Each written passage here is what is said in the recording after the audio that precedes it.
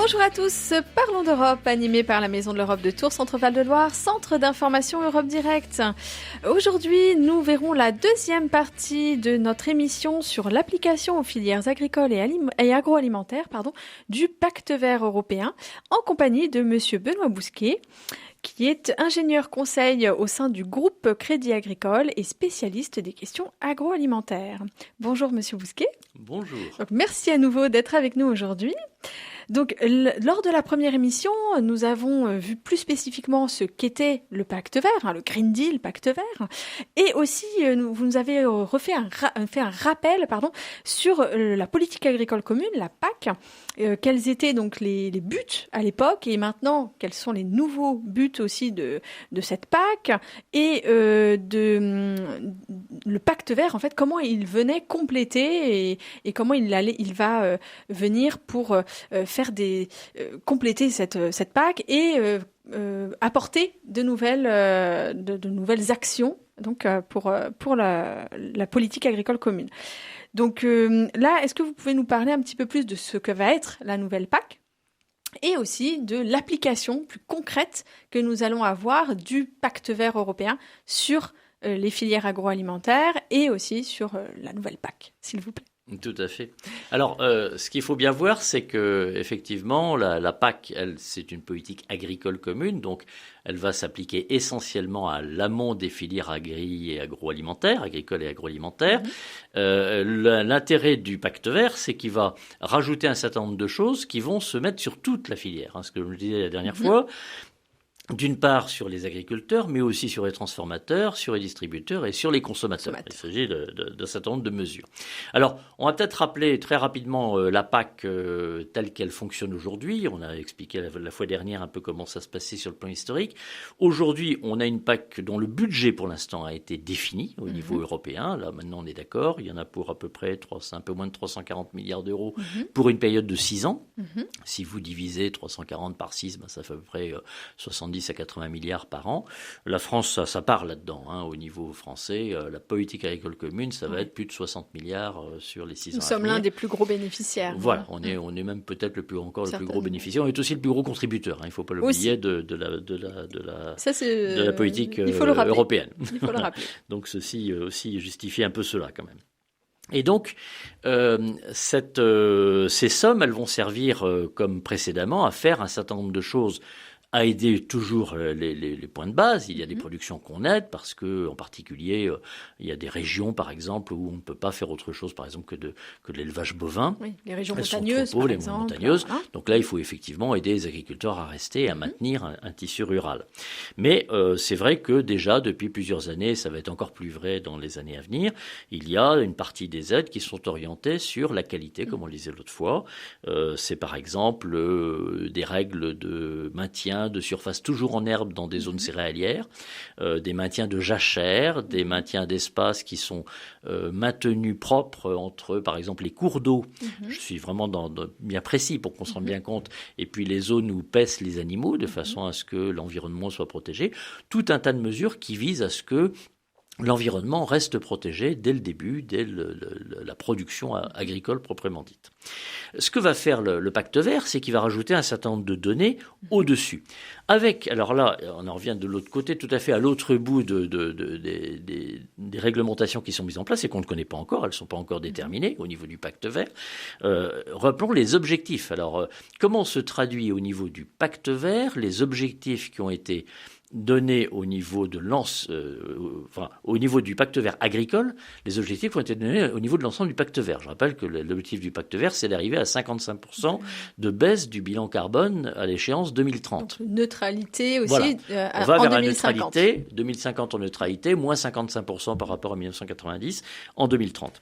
Alors, il y a déjà des choses qui ont été clairement dites, et c'est le fameux rapport de la ferme à la table, et je vais les donner parce qu'elles sont extrêmement intéressantes. La première, c'est d'ici 2030 qu'on ait une réduction de l'utilisation des pesticides de 50%, c'est-à-dire 2 fois moins de pesticides en 2030 que maintenant.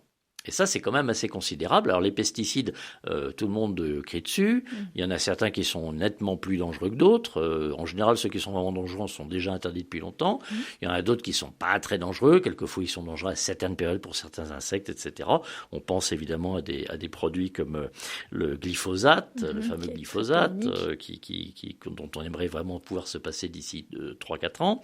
Et récemment, on a parlé du néonicotinoïde qui s'appliquait à la betterave. On avait dit qu'on n'en faisait plus, puis finalement on l'a refait, tout simplement parce que sinon, eh bien, on risquait de perdre la récolte. Voilà, c'est aussi bête que ça. Donc, on a dit qu'exceptionnellement, on revenait, puis on essaiera on les garde parce qu'il n'y a pas d'alternative. Exactement. Il n'y a pas d'alternative. Et quand il n'y a pas d'alternative, si on arrête du jour au lendemain, c'est une baisse de 20, 25%, 30% des rendements, ce qui est inimaginable compte tenu du fait qu'il faut quand même que les gens puissent vivre, les producteurs puissent vivre. Voilà, l'échéance, c'est clairement 50% globalement la baisse des pesticides. Baisse des antibiotiques dans les mêmes proportions. Antibiotiques administrés à la ferme au niveau des animaux. Donc 50% de moins. Le troisième point qui est très intéressant, c'est une montée de l'agriculture biologique. En gros, l'agriculture biologique actuellement, chez nous, c'est à peu près 5, 6, 7% selon les productions qui sont en agriculture biologique. Mais il y a une vraie demande. Le consommateur est prêt à payer cher pour avoir des produits très propres, donc qui sont produits sans aucun pesticide, etc. déjà. Là, l'objectif, il est clair, c'est 25%. Oui, c'est-à-dire que le quart nette augmentation. Voilà, nette augmentation, le quart de la production européenne, essentiellement j'espère destinée au marché européen d'ailleurs, ce sera du bio. Voilà, et 25%. Et puis, il y a d'autres mesures qui se font beaucoup plus en aval. Par exemple, l'objectif, c'est quand même d'inciter le consommateur à manger beaucoup plus sain. Et là, il y a 3 objectifs, il y a trois manières de faire. La première, c'est de lui donner des conseils au maximum, lui dire par exemple qu'il vaut mieux qu'il mange des végétaux. Donc, on fait carrément on essaie de le convaincre d'avoir une meilleure diététique. Ces fameux 5 fruits et légumes par jour, 5 fruits et légumes, par exemple. C'est de lui apprendre à lire des étiquettes de plus en plus simples à lire pour qu'il sache tout de suite, quand il achète un produit, si ce produit est sain et plutôt diététique. Et puis enfin, on va l'inciter à réduire son gaspillage et on va aussi inciter à la distribution à réduire le gaspillage. Toute la chaîne alimentaire, c'est un point aussi très très important. Voilà. Donc ça, c'est des choses qui sont en discussion actuellement, qui vont aboutir vraisemblablement. Alors normalement, ça aurait dû être précisé au mois de mars-avril, et puis évidemment avec la pandémie. Pour l'instant, l'Union européenne a décidé de repousser un peu ce dossier et elle espère pouvoir faire des propositions précises au Parlement pour la fin de l'année, pour la fin 2020.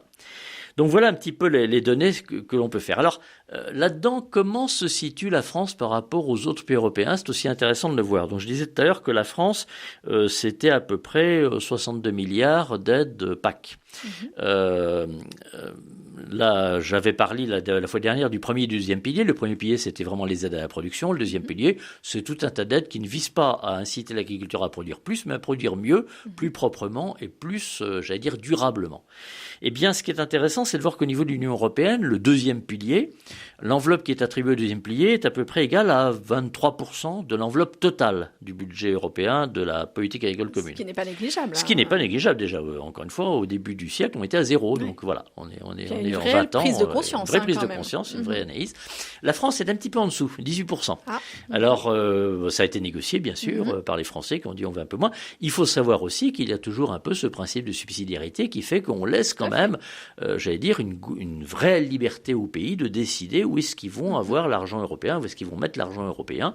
La France a par exemple plaidé qu'elle avait quand même dans tout le centre de la France cette fameuse zone montagneuse du Massif central, où on ne peut pas cultiver grand-chose, où finalement la meilleure manière d'entretenir l'espace, c'est de mettre des vaches avec un chargement pas trop élevé. Et donc, effectivement, il faut que des éleveurs puissent continuer à vivre en ayant des troupeaux de 50, 60, 70 vaches allaitantes, même pas laitières. Donc, c'est pas forcément très, très productif. On a un petit peu de mal à écouler la viande bovine. On mange de moins en moins de viande bovine. Mais bon, voilà. Donc, il y a des aides qui sont orientées là-dessus. Voilà un petit peu ce que ça peut donner. Et donc, le Green Deal va apporter des éléments supplémentaires et aussi encore plus en aval. Encore une fois, c'est pas que l'agriculture, ça va être aussi l'agroalimentaire. Et donc la grande distribution, et puis le consommateur. Et puis le consommateur, tout à fait. Alors, ce sera pas de l'argent qui va être distribué directement en lui disant, on va vous donner de l'argent si vous achetez tel produit plutôt que tel autre. Mais par contre, vous pouvez avoir un phénomène aussi. Il n'y a pas que de l'argent qui va être donné, il y a aussi de l'argent qui ne va pas être pris. Notamment tout ce qui est taxation. il y a une idée, par exemple, qui circule, et c'est très intéressant de voir ce que ça donne. Cette idée, c'est de dire, on va mettre une TVA beaucoup moins élevée sur les produits bio. Évidemment, si la TVA est moins élevée sur les produits bio, ils vont être moins chers que ce qu'ils auraient été avec une TVA normale.